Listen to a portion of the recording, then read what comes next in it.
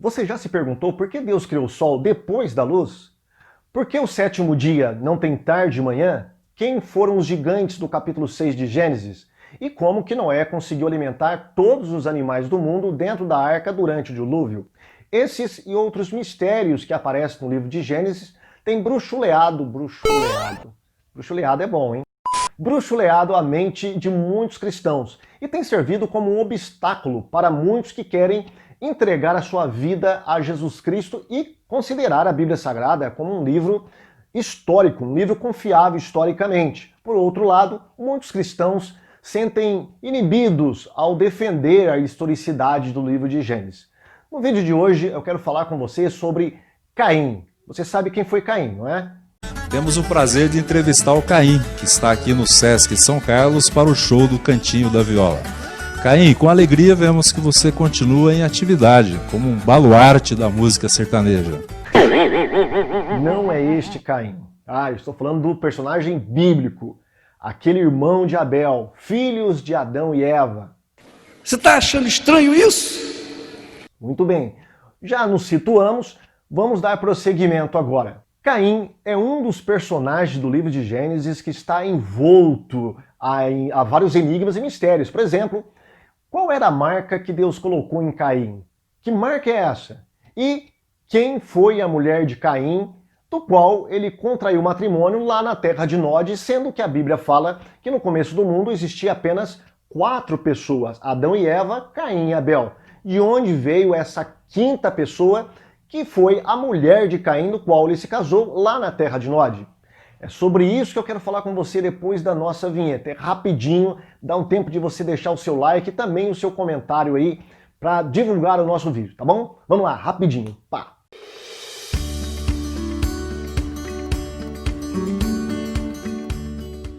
Muito bem, estamos de volta e vamos perseguir algumas pistas bíblicas que vai nos levar até a identidade dessa tal mulher de Caim. A primeira coisa que nós devemos saber é que a Bíblia Sagrada, já no livro de Gênesis, ela deixa bem claro que toda a humanidade, ela parte de Adão e Eva. Adão e Eva são os que dão origem a todos os seres humanos que existem até hoje.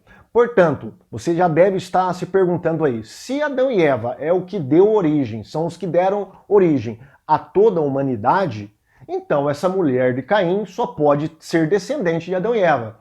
Exatamente. Possivelmente, a hipótese mais provável é que ela seja uma irmã ou talvez uma sobrinha de Caim. Mas como que isto é possível? Bom, existe uma tradição judaica a partir de José que diz que Adão e Eva tiveram 33 filhos e 23 filhas.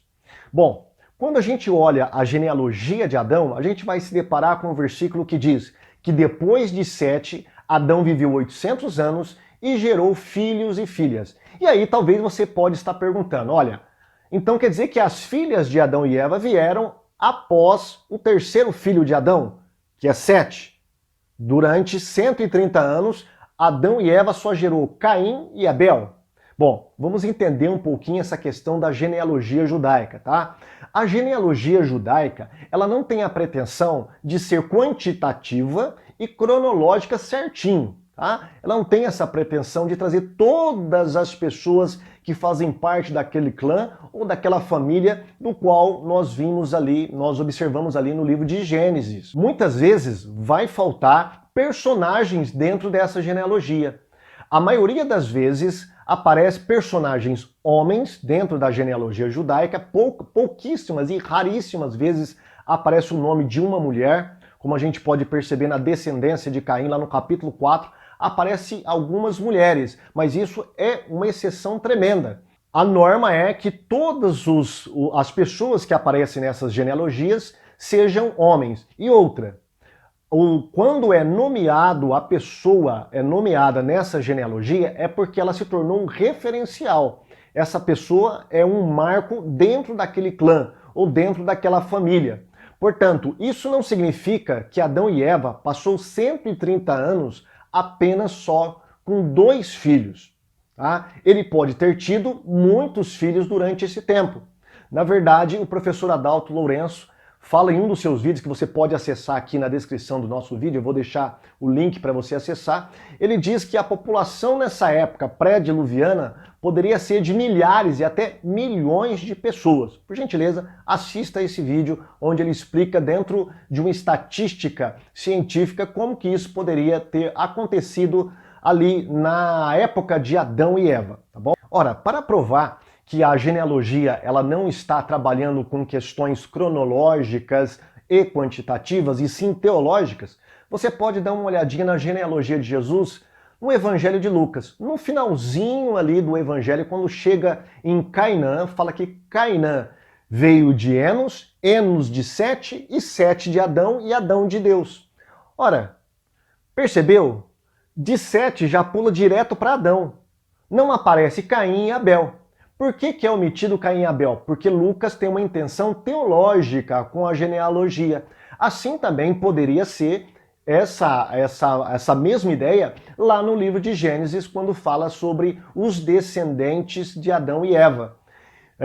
A Bíblia nos diz, né, que a partir de Sete, Adão teve filhos e filhas e viveu 930 anos. Né? Isso não quer dizer que antes de Sete, que foi um nome referencial, um personagem que foi um marco histórico ali naquela genealogia, isso não significa que antes Adão e Eva não tenham gerado mais filhos e mais filhas. Simplesmente, possivelmente, eles foram omitidos. E daí dá para nós entendermos por que Caim vai casar com uma mulher na terra de Nod. Possivelmente uma irmã de Caim que ele levou, tirou do seio familiar e levou à terra de Nod, ou talvez uma das suas sobrinhas, tá? Outra coisa que nós devemos entender nas questões bíblicas, tá? Em alguns versículos pode estar contido ali uma diferença enorme de 200, 300, 500 anos, ou até de um milênio, perdão. Uma outra questão que vem à tona também é a palavra conhecer. Em algumas versões da Bíblia fala que Caim conheceu a sua mulher na terra de Nod, e ela gerou e deu à luz a um filho para Caim. Olha, a palavra conhecer é um hebraísmo, ou seja, uma peculiaridade linguística do hebraico. Isso significa ter relações sexuais com a sua esposa. É o mesmo que acontece, é o mesmo que está lá no capítulo 4, versículo 1 de Gênesis, quando fala que Adão conheceu Eva e ela deu à luz. Ou seja, a palavra conhecer tem um sentido de ato sexual, tá bom? Então vamos entender isso aí. Não significa que lá na terra de Nod é que Caim foi conhecer uma mulher, que ela já estava lá, ele chegou, né, e jogou aquela paquera sobre ela, e aí ele conseguiu conquistar e casar com essa mulher. Nada disso, tá? Simplesmente está dizendo que ele teve relações com ela e ela concebeu e deu um filho a Caim. Só isso. Uma outra questão levantada pelas pessoas é a questão do incesto. Ora, casar com a própria irmã é condenado na Bíblia Sagrada como incesto. Isso é pecado. Sim, lá em Levítico diz exatamente isso, que nós não devemos manter relações sexuais com a nossa parente mais próxima. Ou seja, é pecado. No entanto, antes da lei de Moisés, não tinha esta lei a respeito do incesto, ou seja, as pessoas poderiam casar com parentes próximos, ou seja, irmão com irmão, primo com primo, irmão com primo, e por aí vai. Lá em Romanos diz que onde não há lei, não há pecado. Então, se não havia lei antes de Moisés para essa questão do incesto, então não havia pecado e não havia nenhum problema teológico quanto a isso.